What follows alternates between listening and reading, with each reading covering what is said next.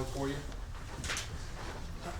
Hey Carson, Kirby was talking about ETN's presence, and I guess I would ask you, what does it bring to have a running back of that caliber in the backfield in terms of another weapon, how you might use him? I mean, yeah, it always helps to have a good running back, where you feel comfortable, turning your back to the defense, handing it off. Obviously, we saw what he was able to do at Florida, and I mean, we're really happy to have him, and he's been working really hard, and excited to see what he can do. Yeah, Carson, obviously returning for your second year as a starter here. Had a really good year last year. Curious what your thoughts are on the areas of improvement that you need to make this offseason. Yeah, I think the biggest thing for me is just continuously, building my confidence level, and then working through reads faster, and then knowing when I can take the big shot, and then when I need to check it down and play it safe. I think that's the biggest thing for me. And going back and watching film from this past year and watching all the games over, those are a few areas that I can really improve on.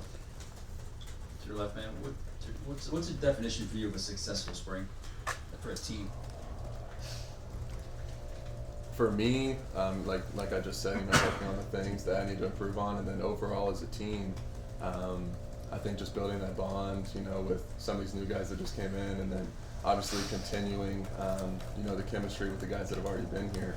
And I think that works for both offense and defense, just kind of building that mesh on how well we all play together. We haven't practiced in 2 months, so it'll be fun to get back out there. I'm excited for it.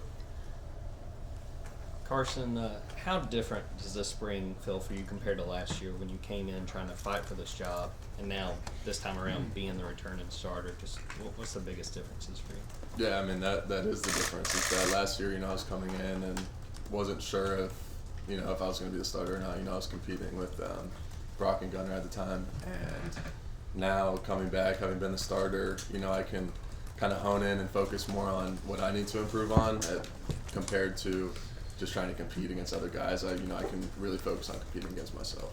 So. Carson, for you, what's the biggest thing that you hope the new guys get out of the spring, and what's your biggest message to them just to be confident coming into this program? Everyone has to go through it. It's going to be a whirlwind, and a lot of them have a long way to go. But that's a good thing. They're going to constantly improve as the years go by. Spring's a super fun time because we really get the chance to focus on ourselves and focus on the team compared to preparing for an opponent. So all the young guys just go out there and have fun and enjoy it. It's a process we all have to go through. So. Yeah, Carson, Kirby said you've been maybe asserting yourself as a leader more over the past few days since y'all have been back. I guess, one, what is your thought process when it comes to that? And two, like Jordan said, how much more comfortable do you feel doing that, knowing you're the unquestioned starter at quarterback? Yeah, I'm super comfortable, leading and talking and kind of guiding guys in the right direction because I've done it, and I think that people respect me now that I have done it, and I think that was kind of the thing that held me back maybe from being a little more vocal last year or being a bigger leader last year because I hadn't really done it yet. So now that I kind of have a year under my belt and I think that guys look at me and respect me, it's a lot easier to, maybe tell someone to do something or, try to guide them the right way. Carson, can you kind of walk us through the way you went about evaluating as you made that decision to come back and how you're feeling about that decision now? Yeah, obviously we had a really good year. I feel like obviously our goal is always to win it all, and as it should be for every program. But obviously we didn't achieve that goal. So coming back obviously with that same mindset, and because we didn't reach that goal, that was definitely led to it. And then obviously just the connection piece that we have here at Georgia, the relationship I have with the coaches, the relationship I have with the players, it all just came to me making the decision to come back and wanted to do that for another year. Carson, what's your comfort level of the newcomers at the skill positions on offense? How much time have you had on the field, just getting to know them and their tendencies on the field? Yeah, we've been able to work a little bit over this offseason. January, February, obviously not any full practices, but I'm super excited to see these young guys and then some of these transfers and see what they're able to do and constantly work and start to build that chemistry. Somebody had to ask it, so it might as well be me. Obviously, it was a pretty high-profile thing when you got the Lamborghini. Are you comfortable with saying buy, lease, and just obviously that comes with sort of some I don't know, some kind of something you have to live up to. I don't know what you would call it. You tell me, how did that come down, and then what's it like? I've never ridden in it. I mean, yeah, so I've always been a car guy since, I'm not even a car guy, I mean, since I was a kid. I mean, I grew up, you know, always loving cars. My dream car when I was super, super young was always a Mustang. I've never actually had a Mustang, but I kind of grew out of it when I was like 14, 15.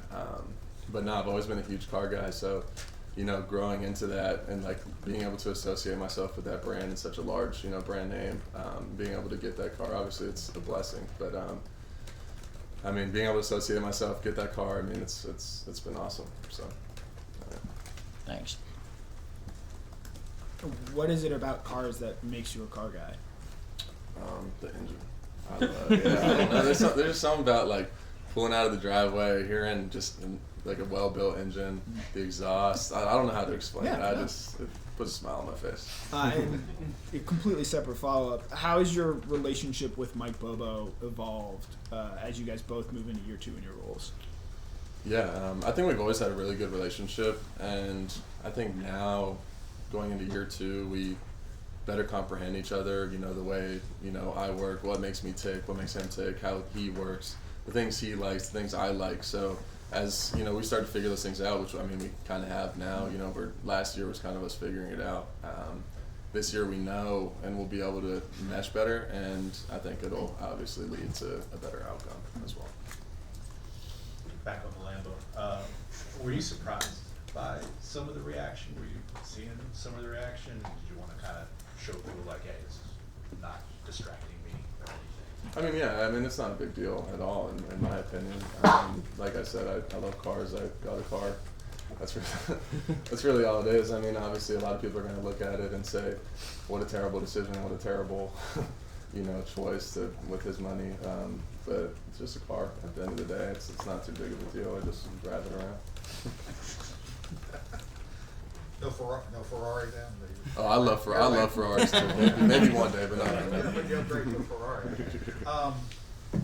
You kind of touched on this. Does it give you, you know, you came back last year, you said the goal was to kind of keep it going. They won 2, you wanted to prove that you could, you know, this team could keep winning. You came up just short. Does that give you touched on it a little bit, does it give you a little extra motivation coming into this year? You said it kind of played into your decision to come back, but what would it mean to you to be able to hold the championship trophy at the end of your career?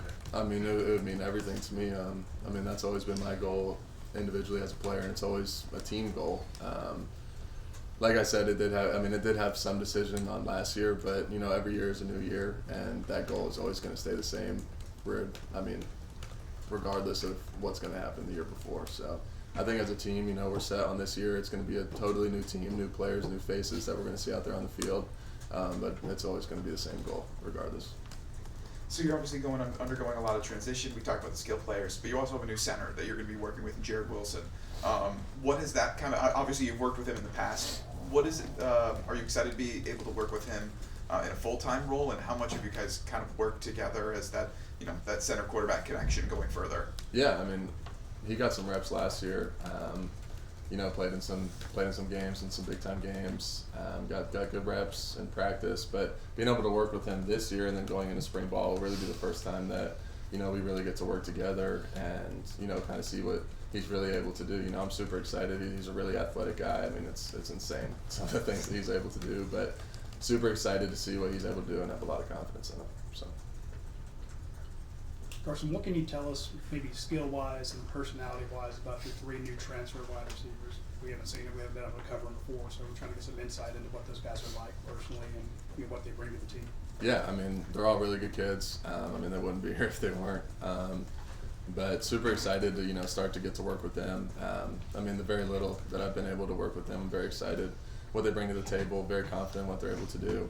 Obviously, as we go into spring ball and then summer and fall camp into the season, we'll be able to kind of dissect that a little more. But I'm excited that, you know, those guys are here. Have time for a couple more questions.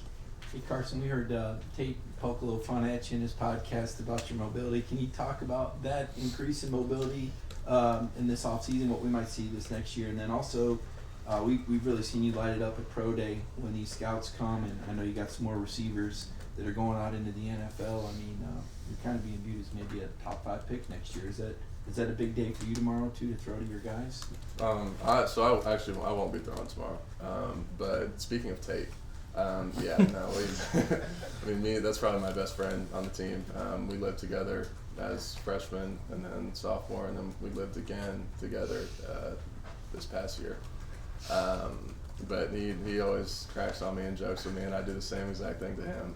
Not as much as him to me, but. What do you give him trouble about? We've heard his story on here. I don't really give him too much trouble. He's a little bigger than me, so if I give him too much trouble, he might take me down. So, but no, I'm super excited about this season, and the things that could be as a result of the season as well. So. Carson, what are your thoughts on the new helmet communication? What does it mean for you as a quarterback to be able to communicate to the sideline and the coaches, during game and practice? I'm actually very interested to see how that's going to change, because for us, we're really a no-huddle offense. We don't huddle very much. So how does that change into the communication to the wide receivers, the offensive line? Are we still going to have to signal and all that type of stuff? Hopefully it's just me and Bobo in the communication, because I don't need to hear everybody else yelling and chirping in my ear while I'm trying to listen to the play. But no, I'm actually interested to see how that'll work and how that'll change offenses in college. And just to follow up on that, the way you process defenses, would you think it'd be advantageous or something you got to figure out? Someone that's in your ear, and they're calling from above, hey, check out this formation. Or advantageous, think you could hurt, or is that something you just got to figure out along the way?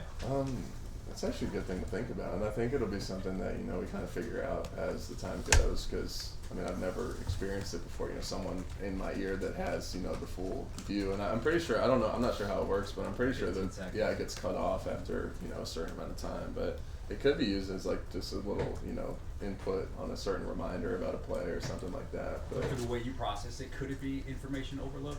No, I don't think so. I feel like for me, I can handle a lot mentally as far as football goes, so that should be good. All right, thank you, Coach. Thanks, Carson.